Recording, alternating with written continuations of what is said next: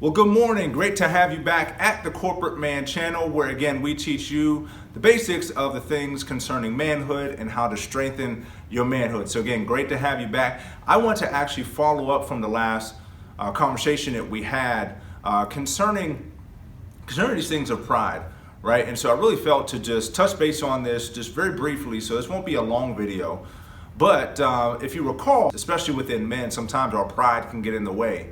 Right? And so that prevents us from going forward because we're so caught up on who we are, what we think we are, and so we can stymie ourselves in our growth and our development and again, pressing forward. But I really want to emphasize that, especially, and this can apply towards our personal lives and then also in our lives at the job and at the work, at our businesses that we own, is that, it's really important that we recognize that we don't need to know everything. And again, I'll be the first to raise my hand on it.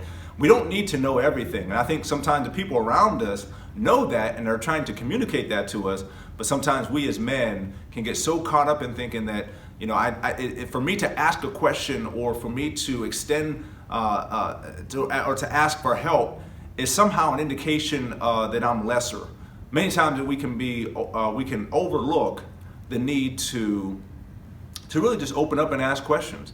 And say, you know what, I don't need to know all these things. I can delegate that out to someone else, whether it be things at the home, right? Maybe your wife is asking you to do a number of things and you're thinking, well, I can do all those things.